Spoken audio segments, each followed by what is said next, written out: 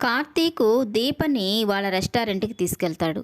ఇక అక్కడ మెనూలో ఉప్మా బిర్యానీ ఐటెంని రాయించి, అది దీపని చేయమని చెప్తాడు. ఇక దీప వంటగదిలోకెళ్ళి అది ప్రిపేర్ చేస్తూ ఉంటుంది.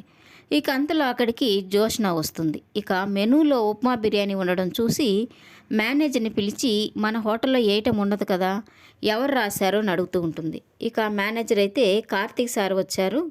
ఆ సార్ వాళ్ళ వైఫు దీపా మేడము ఈ ఐటెంని ప్రిపేర్ చేస్తున్నారని చెప్తూ ఉంటాడు."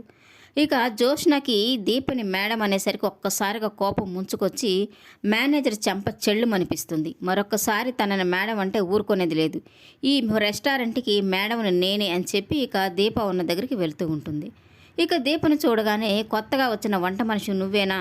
మా బావ నీకు ఎంత జీతం ఇస్తానన్నాడు?" అని తనని చాలా ఎగతాళిగా మాట్లాడుతూ ఉంటుంది.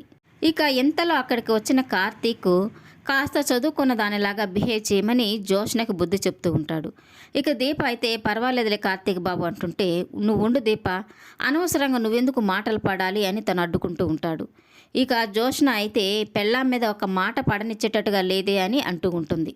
ఇక ఇంతలో అక్కడికి వచ్చిన శివన్నారాయణ న్యూస్ పేపర్ని కార్తీక్ చూపిస్తూ, "మా పరువు తీసావు, ఈ పేపర్లో ఏంటి ఇలా ప్రకటన ఇచ్చావని" చూపిస్తూ ఉంటాడు. ఇక కార్తీక్ అయితే ఆ పేపర్ చూసి, "ఇది నాకు పెళ్ళైన సంగతి అందరికీ తెలియాలని ఇలా చేశాను, ఇందులో తప్పే ఉంది" అని అడుగుతుంటాడు. ఇక శివన్నారాయణ అయితే, "ఎందుకు తప్పు కాదు? జోష్న రెస్టారెంట్ సీఈఓ అని కార్తీక్ అని రాశావు, నా కోడలు సుమిత్ర పేరు రాశావు, దీంతో నా రెస్టారెంట్ పరువు, నా కుటుంబం పరువు పోతుంది కదా" అని అంటుంటాడు. ఇక కార్తీక్ అయితే, "ఇందులో నేను కూడా ఒక పార్ట్నర్ని, పైగా అది నా పోస్ట్ కూడా, రాయడంలో తప్పేముంది? అత్త తప్ప నన్నెవ్వరూ ప్రేమించలేరు కాబట్టి అత్త పేరు రాశానని చెప్తూ ఉంటాడు. ఇక శివనారాయణ అయితే, "నువ్వు చేసిన వెధవ పనికి నిన్నెవరు ప్రేమిస్తారని" తనని తిడుతూ ఉంటాడు. ఇక కార్తీక్ అయితే, "నేను తిరిగి అదే మాట అంటే నువ్వు బాధపడతావు తాత" అని తనతో అంటూ ఉంటాడు. ఇక శివనారాయణ అయితే, "నువ్వు మీ నాన్న ఒకటే పోలిక, మీ నాన్న రక్తం నీలో ప్రవహిస్తుంది కాబట్టే నీకు అలాంటి బుద్ధులు వచ్చాయని" తనని తిడుతూ ఉంటాడు. ఇక దీప అడ్డుకోబోతుంటే, "నువ్వు మధ్యలోకి వస్తే మంచిది కాదు, నీకు దీనికి ఎలాంటి సంబంధం లేదు, నిన్ను చూస్తుంటే నాకు కంపరంగా ఉందని" దీపను కూడా తిడుతూ ఉంటాడు. ఇక కార్తీక్ అయితే, "దీపని ఏమనద్దు తాత" అని తనతో చెప్తూ ఉంటాడు.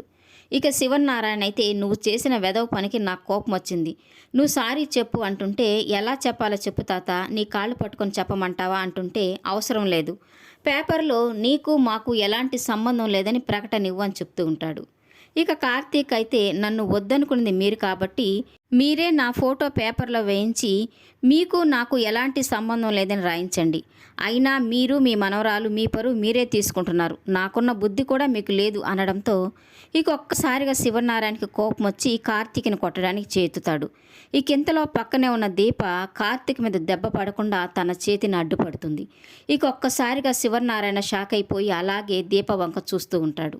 ఇక దీప అయితే కోపంగా, "నా కార్తీక్ బాబు ఒంటి మీద చెయ్యేస్తే ఊరుకునేది లేదు, అది ఎవరి చెయ్యైనా సరే, కోపం ఉంటే నా మీద చూపించండి" అంటుంటే ఇక కార్తీక్ అయితే ఒక్కసారిగా ఆశ్చర్యపోయి దీప వంక చూస్తూ ఉంటాడు. ఇక దీప అయితే, "నన్ను క్షమించండి తాతయ్య గారు, నేను అడ్డుకునింది మిమ్మల్ని కాదు, నా కార్తీక్ బాబు ఆత్మాభిమానాన్ని కాపాడుకోవడానికి అడ్డుకున్నానని చెప్తూ ఉంటుంది. ఇక శివనారాయణ అయితే, "మీకు మాకు ఎలాంటి సంబంధం లేదు, మా పేర్లు ఎక్కడ ప్రస్తావించకూడదు, మీ తాత చచ్చిపోయాడనుకో" అని అరుస్తూ చెప్తూ ఉంటాడు. ఇక జోష్న అయితే, "మా బావ తాళి కట్టగానే నీకు నీ కార్తీక్ బాబు అయిపోయాడా" అని అంటూ ఉంటుంది. ఈ వీడియో నచ్చినట్లయితే లైక్ చేయండి, సబ్స్క్రైబ్ చేయండి. Thank you for watching.